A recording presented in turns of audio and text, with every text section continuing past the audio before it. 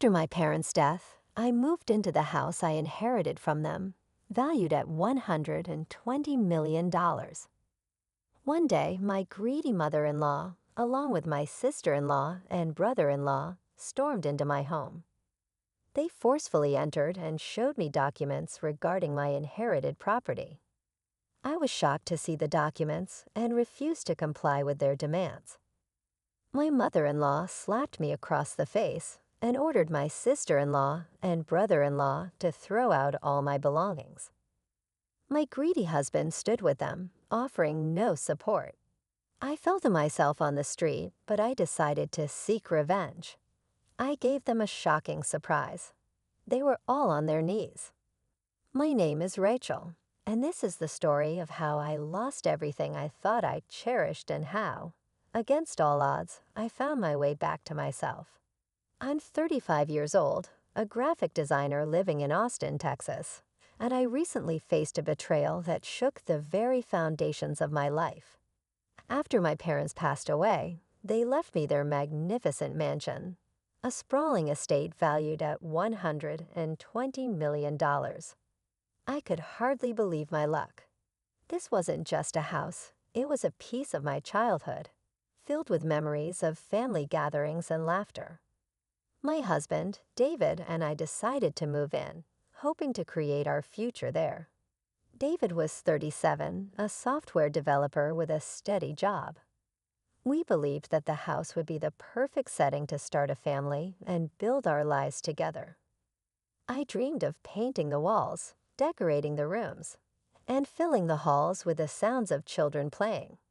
It felt like a dream come true. But shortly after we moved in, things took a turn. David's family had always seemed eager for money, especially since they learned about my inheritance.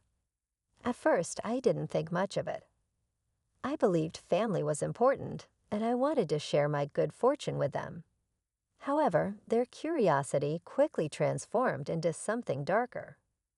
One afternoon, I was sketching ideas for a new project when I heard loud voices coming from the front door.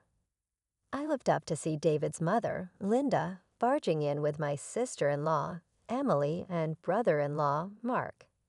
Their expressions were grim, but I couldn't understand why they were here, uninvited and unannounced.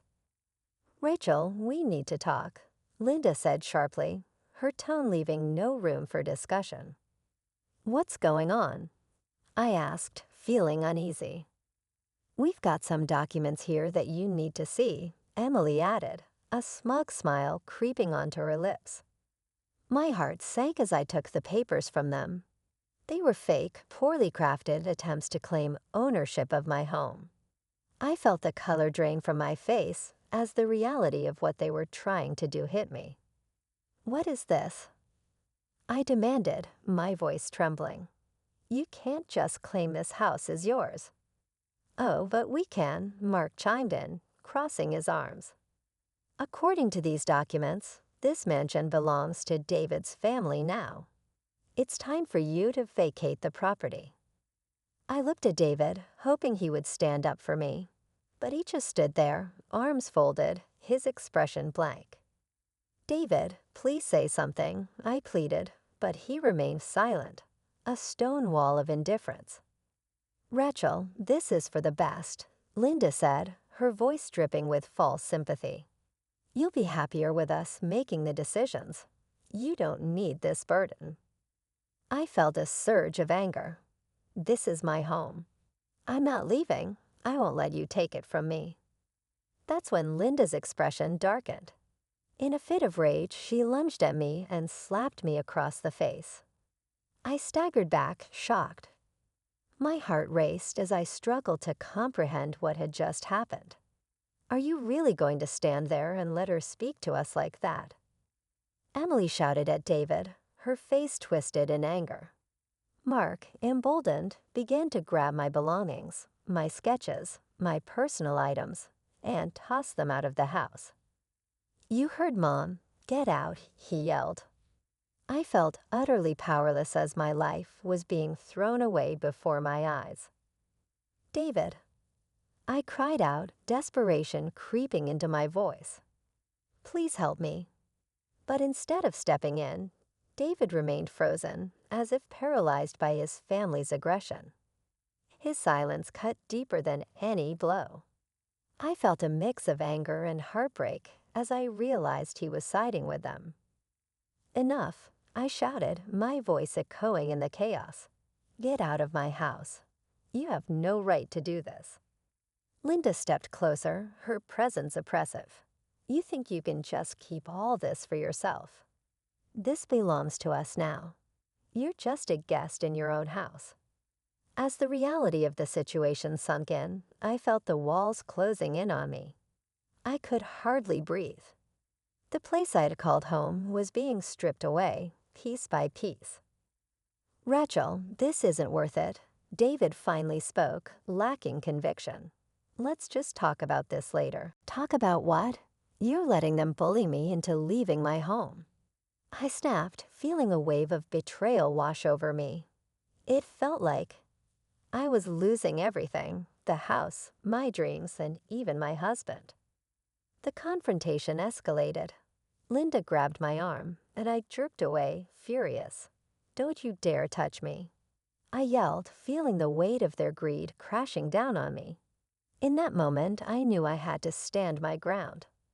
My entire life felt like it was being taken from me, and I wasn't going to let it happen without a fight. "You will not take this house from me. I won't go quietly." Mark laughed, a cruel sound. "You think you can fight us? You're all alone here, Rachel. David is with us." Tears of frustration filled my eyes as I looked around at the chaos. My belongings lay scattered, and the home I had envisioned filling with love now felt like a prison. "I'm not alone," I said, my voice strong now, fueled by determination. "I have the law on my side. You can't just barge in here and take what isn't yours."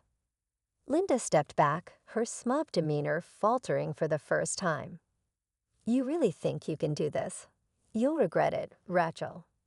The confrontation that day was just the beginning. I felt a fire ignite within me, and I vowed to fight back against their betrayal. I wasn't just fighting for my home, I was fighting for my identity. The battle ahead would be long and arduous, but I was determined to reclaim what was mine. The days that followed that fateful confrontation felt like a blur. I wandered through the mansion. The walls, which once echoed with laughter, now seemed to close in on me, suffocating me with memories of better times. David remained distant, retreating into himself, leaving me feeling more isolated than ever. I desperately wanted to reach out to him, to ask for his support, but every time I tried, he would brush me off, saying he needed time to think. One evening, as I sat in the living room, staring at the chaos that had unfolded, I decided I had to take matters into my own hands. The thought of losing my home, my sanctuary, was unbearable. I couldn't allow my in-laws to take what was rightfully mine without a fight. I picked up my phone and called a lawyer. "Hello, this is Rachel. I need help regarding my property," I said, trying to keep my voice steady. The lawyer, a calm and collected man named Mr. Johnson, listened carefully as I explained my situation. "Rachel, it sounds like you have a strong case," he said. "You need to gather all your documents and any evidence you have of ownership. We'll need to act quickly to prevent them from moving in permanently." With renewed determination, I spent the next few days gathering everything I could. My parents' will, property deeds, and anything that could prove my ownership of the mansion. I also documented the confrontation, detailing the events and the threats made by David's family. Each document felt like a shield I was preparing for battle. When I met with Mr. Johnson again, he assured me, "We can file for a restraining order against them to prevent any further harassment. It's crucial to establish your right to the property legally." Feeling empowered, I agreed. That evening, I returned home to find David sitting silently at the kitchen table, his head in his hands. I took a deep breath and approached him. David, we need to talk. I'm taking legal action against your family. He looked up, his eyes widening in shock. Rachel, don't do this. It will only make things worse. They're trying to take my home from me, David. I can't just sit back and let that happen, I replied, frustration bubbling to the surface. He shook his head. You don't understand. My mother is not someone to cross. She'll make your life miserable. I could feel my heart racing. She already has. This is my life, David. You should be on my side. He stood up abruptly, running his hands through his hair. I just need time to think. I felt a deep sense of betrayal wash over me. I can't wait any longer. I have to fight for myself. David turned and walked away, leaving me feeling defeated. I realized in that moment that I was truly alone in this battle. But instead of despair, I felt a flicker of resilience ignite within me. I had to be my own advocate. No one else would fight for my rights. The following week, I filed for a restraining order against Linda, Emily, and Mark. The court date was set, and I spent hours preparing my case, going over my notes, and mentally preparing for what was to come. I knew this would be a crucial turning point in my life. On the day of the hearing, I arrived at the courthouse, my heart racing. I wore my best suit, trying to project confidence despite the anxiety swirling inside me. As I entered the courtroom, I spotted David sitting with his family. Their faces were a mixture of anger and disdain. I took a deep breath and walked to my side of the courtroom, feeling the weight of my decision pressing down on me. The judge entered, and the proceedings began. I stood as I presented my case, detailing the invasion of my home and the threats made against me. After I finished speaking, I glanced at David, hoping for a hint of support, but he remained stone-faced. I felt my resolve strengthen. This was about more than just a house. It was about my identity and reclaiming my life. When the judge ruled in my favor, granting the restraining order, a wave of relief washed over me. I had taken a stand, and it felt powerful. As I left the courthouse, I realized that I was no longer just a victim of my circumstances. I was ready to fight for my home, my life, and my future. Despite the small victory, I knew this was far from over. I still had to confront David and his family. I needed to prepare for the battle that lay ahead, but I felt a sense of empowerment coursing through me. I was ready to reclaim my life. After the court ruling, I felt a mix of relief and anxiety. The restraining order was a significant step, but I knew the real challenge lay ahead. David's family would not take this lightly, and I'd prepared myself for the inevitable confrontation. The tension at home was palpable. David avoided me more than ever, as if he were trying to distance himself from the conflict. I often found him staring out the window, lost in thought. It hurt to see him so torn between his family and me. Still, I had resolved to stand my ground. One evening, I heard a knock at the door. My heart raced as I peered through the peephole, only to find David standing there, looking disheveled and anxious. I opened the door cautiously. "David, what do you want?" I asked, keeping my voice steady. He stepped inside, glancing around nervously. "We need to talk," he said, his tone serious. "About what? Your family's latest scheme?" I replied, crossing my arms. "Rachel, I'm trying to understand what's happening. My mom is furious. She said she'll do whatever it takes to get that house," he explained, his eyes pleading for my understanding.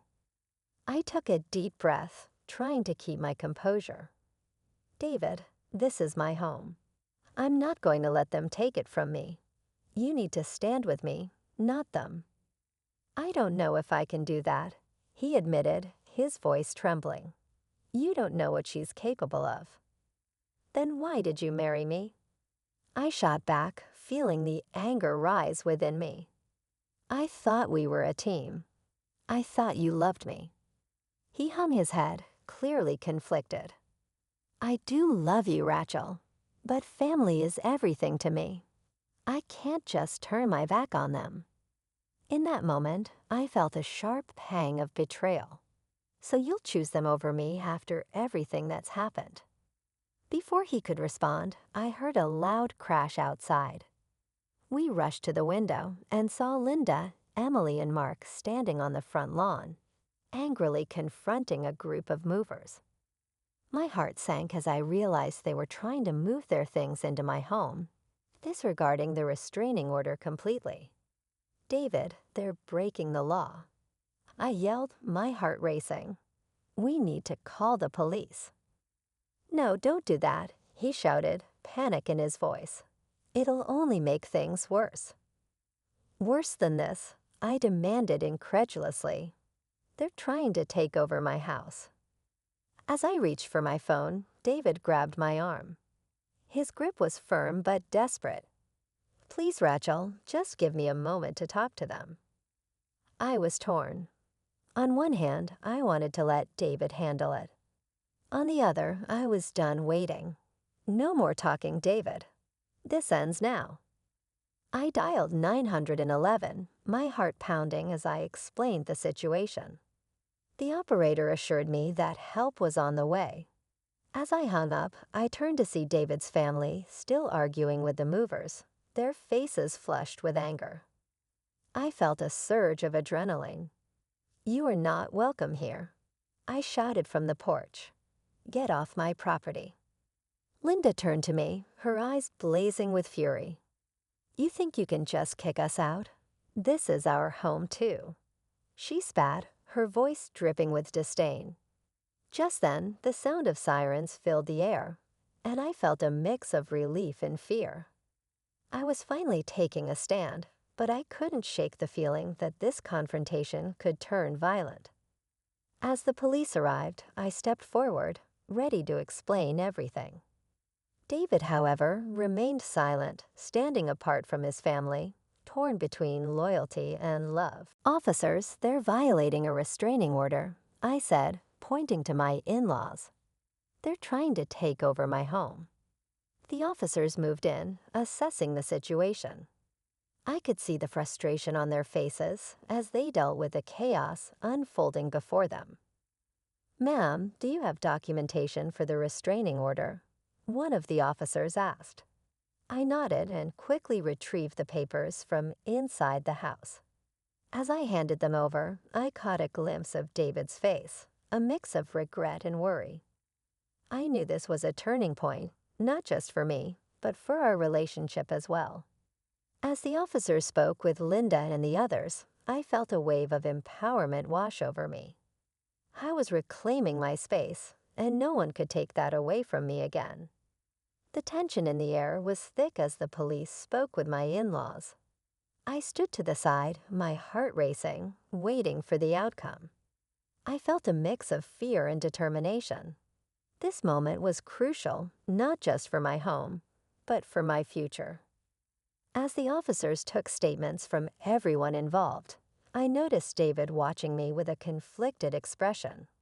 He had always been close to his family, and the choice he had to make was weighing heavily on him. But I could no longer wait for him to choose. I had fought too hard to let anyone dictate my life. After a tense exchange, the police finally turned to me. "Ma'am, we need to inform you that your restraining order is valid." "Your in-laws cannot be on your property," one officer stated firmly. "We will ask them to leave, and if they refuse, we will take further action." Relief washed over me, but it was quickly overshadowed by the reality of the situation. Linda, Emily, and Mark were not going to give up easily. I could see the anger boiling within them, and the police were now dealing with a volatile situation. As the officers began to escort my in-laws off the property, Linda shouted, "This isn't over, Rachel. You think you can just take everything from us? You'll regret this." I felt a chill run down my spine, but I stood my ground, meeting her gaze with unwavering confidence. "You've already taken enough from me. This is my home, and you will not take it away." After a few moments, the officers managed to clear the area, and Linda, Emily, and Mark were forced to leave. I took a deep breath, feeling a sense of victory wash over me. I had stood up for myself, and for the first time in weeks, I felt free. Once the dust settled, I turned to David, who was still standing near the porch, his expression a mix of relief and confusion. "I can't believe this happened," he said, running a hand through his hair. "I never thought my family would go this far." I stepped closer, searching his eyes. "David, I need you to understand something. I fought for my home because it's mine. I can't live in fear of your family anymore." "I know," he replied, his voice heavy with regret. "I should have stood by you. I was just scared." "Scared of what?" I asked. "Your family's anger. They chose to invade our lives and threaten our future. I deserve better than that." "I want to support you, Rachel," he said, his voice softening. "But I don't want to lose my family either." "Your family chose their path when they decided to attack me," I replied, my voice steady. "You need to choose me now." For a moment, he looked conflicted, but then something shifted in his expression. "You're right. I can't let them control my life or ours anymore. I'm with you." Hearing those words felt like a weight lifting off my shoulders. We had a long way to go, but I knew we could rebuild our relationship if we were both willing to fight for it. Over the next few weeks, I focused on restoring the mansion to its former glory. I hired contractors to repair the damage, and with each renovation, I felt a renewed sense of purpose. I transformed the house into a sanctuary, a reflection of my resilience. David and I slowly began to reconnect, sharing dreams and planning for the future together. I found strength in my independence, and he learned to assert his boundaries with his family. The day I finally finished the renovations, I stood in the living room, looking around at the beautiful space we had created. It felt like a fresh start. I was no longer the victim of betrayal. I was a woman who had fought back, reclaimed her home, and rediscovered her identity. As I watched the sunset from the porch, I felt a sense of peace. I had transformed pain into strength and turned betrayal into empowerment. This house, once a battleground, had become my sanctuary, a symbol of my journey from darkness into light. I was ready for whatever came next, knowing that I had the power to shape my destiny.